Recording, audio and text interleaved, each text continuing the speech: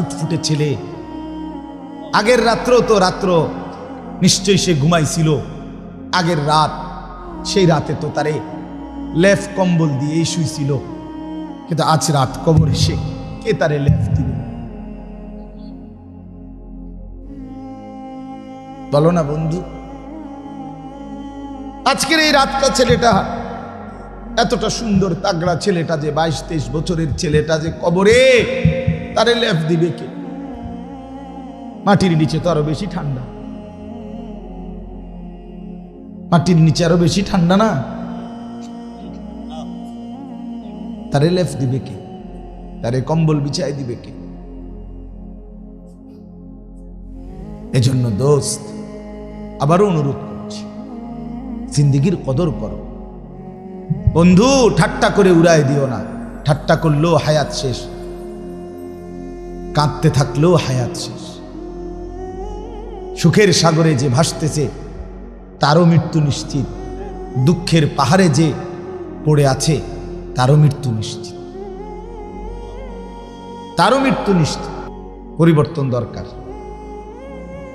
জিন্দেগি বদলানো দরকার। দুইটা ছেলে 5 ওয়াক্ত নামাজ পড়ে সামান্যটুকু হাদিয়া উৎসাহের জন্য নিল। বিষয়টা কিন্তু এটা না, বরং বিষয়টা হলো বাকি বেনামাজি অপদার্থদের জন্য সবক।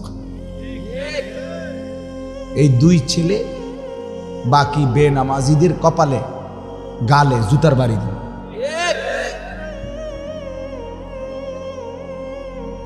মূলত এই 2টা ছেলে জুতার বাড়ি দিল, লজ্জা দিল। একজন মুসলমান পরিচয়ধারী, আমি জন্মসূত্রে মুসলমান, আমার বাবা মুসলমান, মা মুসলমান, অথচ আমি নামাজটাই চিনি না। তাহলে আমার জীবনের অর্জন কি? আমি জীবনে পেলাম কি? আমার ধর্মের পরিচয়টাই কি? রাসূলুল্লাহ সাল্লাল্লাহু আলাইহি ওয়াসাল্লাম ইরশাদ করেছেন, ফারকু মা বাইনানা ওয়া বাইনাল কুফর আস-সালাম। স্পষ্ট হাদিস। নবী সাল্লাল্লাহু আলাইহি ওয়াসাল্লাম ইরশাদ করেন, আমাদের মাঝে এবং কাফেরের মাঝে পার্থক্য আস-সালাম। কি? নামাজ। ছেলেরা বুঝতে শেখো, আমাদের মাঝে আর বেঈমানের মাঝে পার্থক্য নামাজ। নবীজি বলছেন। রাসূলুল্লাহ সাল্লাল্লাহু আলাইহি ওয়াসাল্লাম ইরশাদ করেছেন, মান তারাকা সালাতাম মুতাআম্মিদান ফাকাদ কাফার। পরিষ্কার হাদিস। নবীজি বলেন, যে ব্যক্তি ইচ্ছে করে নামাজ ছেড়ে দিল সে কাফের হয়ে গেল, সে বেঈমান হয়ে গেল। আচ্ছা, এর চাইতে বড় সাংঘাতিক কথা আর কি বলতো? এর চাইতে বড় ধমক আর কি হইতে পারে? আল্লাহ নবী সাল্লাল্লাহু আলাইহি ওয়াসাল্লাম বলেন, আমার দিল চায়, মন চায়, লাকাদ হামামতু আন আমুরা ফিতিয়াতি, আমার মন চায় আমি কয়েকজন ছেলে যুবক একত্র করি, অতঃপর নামাজের ওয়াক্ত হলে মসজিদে একামতের সময় আমার মন চায় আমি একজন সাহাবীকে বলি যে তুমি ইমামতি করো, আমি একটু আসতেছি বাহির থেকে। কি করবেন? আল্লাহ নবী সাল্লাল্লাহু আলাইহি ওয়াসাল্লাম বলেন, আমার মন চায় আমি ওই আমার যুবক ছেলেগুলোকে নিয়ে লাকড়ির মধ্যে আগুন ধরাইয়া ওই ঘরগুলোতে যাই, যেই ঘরগুলোতে কিছু মানুষ পুরুষ এরকম যে ইউসাল্লুনা ফি বুয়ুতিহিম লাইসাত বিহিম আইল্লা, কোনো গ্রহণযোগ্য যৌক্তিক শরীয়ত সম্মত কারণ ছাড়া যারা ঘরে নামাজ পড়তেছে পুরুষ, আল্লাহ বলে ওই ঘরগুলোতে আমি যাই আর ওই লাকড়িতে ধরানো আগুন দিয়ে ওয়াহাররিকান্না বুয়ুতাহুম, আমার দিল চায় ওই লোকগুলোকে সহ ঘরটাকে পুরা আগুনে জ্বালায়। এরপরে কি বলতো আর? প্রিয় ভাই বলো, এরপরে নবী সাল্লাল্লাহু আলাইহি ওয়াসাল্লাম নামাজের গুরুত্বের জন্য আর কি বলতো বলেন চাচা আপনি কোন আর কি বলতো?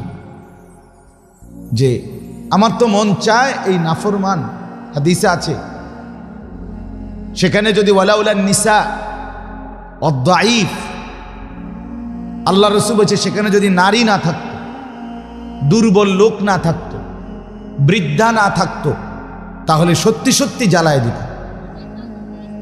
কিন্তু ছেড়ে দিলাম শুধু ঘরে যে নারী আছে, ঘরে যে শিশু বাচ্চা আছে, ঘরে যে বৃদ্ধ বৃদ্ধা আছে, দুর্বল মাজুর অক্ষম এরকম মানুষ আছে বলে ছেড়ে দিলাম। নাই তো সামর্থ্যবান 16 বছর 18 বছর 20 বছর 30 বছর 40 বছর এই নাফরমান মসজিদে না আসার কারণ কি? কথা বলেন না কেন? কি কারণ? আল্লাহ রাসূল সাল্লাল্লাহু আলাইহি সাল্লাম বলেন নয়তো সত্যি সত্যি জ্বালিয়েই দিত।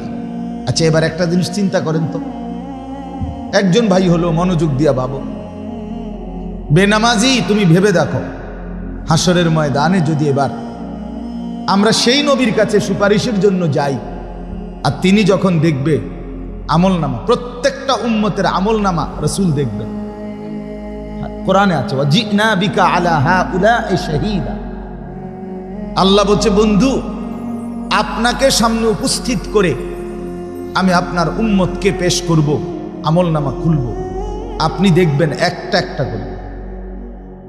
তো রাসূলুল্লাহ সাল্লাল্লাহু আলাইহি ওয়াসাল্লাম যখন আমলনামার মধ্যে দেখবেন নামাজ নাই, আর এই নাফরমান যখন নবীজির কাছে সুপারিশ চাইবে, তো রাসূলুল্লাহ সাল্লাল্লাহু আলাইহি ওয়াসাল্লাম যদি বলে উম্মত তুমি জানো না, তুমি শোনো নাই, তোমার মতো নাফরমানকে তো আমি দুনিয়াতেই আগুন দিয়া জ্বালায় দিতে চাইছিলাম।